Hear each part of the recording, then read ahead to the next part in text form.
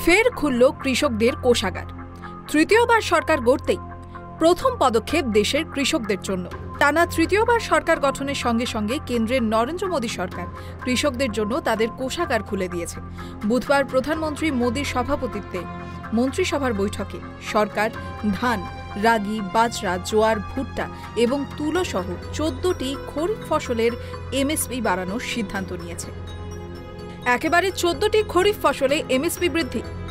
তালিকায় ধান, রাগি, বাজরা, রয়েছে জোয়ার, ভুট্টা, তুলো। মন্ত্রিসভার বৈঠক শেষ হতেই তথ্য এবং সম্প্রচার মন্ত্রী অশ্বিনী বৈষ্ণব সাংবাদিক সম্মেলনে জানালেন কৃষকদের নিয়ে কেন্দ্রীয় মন্ত্রিসভার সিদ্ধান্ত সম্পর্কে।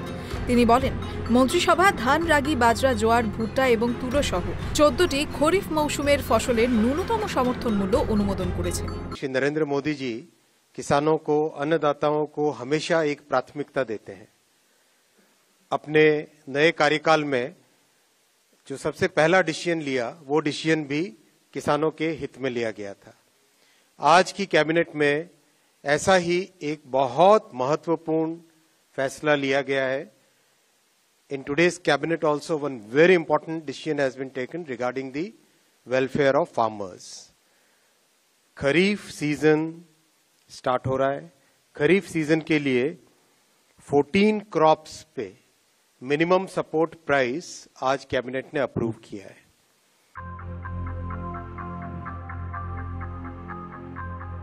তাহলে এবার দেখা যাক কোন খরিফ ফসলের এমএসপি কত বৃদ্ধি পেয়েছে।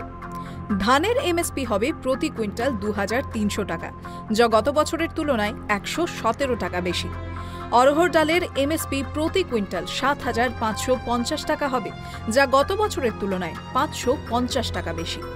বিউলির ডালের এমএসপি প্রতি কুইন্টাল 7400 টাকা হবে, যা গত বছরের তুলনায় 450 টাকা বেশি। মুগের এমএসপি প্রতি কুইন্টাল 8682 টাকা হবে, যা গত বছরের তুলনায় 124 টাকা বেশি। চীনাবাদামের এমএসপি প্রতি কুইন্টাল 6783 টাকা হবে, যা গত বছরের তুলনায় 406 টাকা বেশি। তুলোর এমএসপি হবে প্রতি কুইন্টাল 7121 টাকা, গত বছরের তুলনায় 501 টাকা বেশি। জোয়ারের এমএসপি হবে প্রতি কুইন্টাল 3371 টাকা, গত বছরের তুলনায় যা 191 টাকা বেশি। বাজরার এমএসপি হবে প্রতি কুইন্টাল 2625 টাকা, যা গত বছরের তুলনায় 125 টাকা বেশি।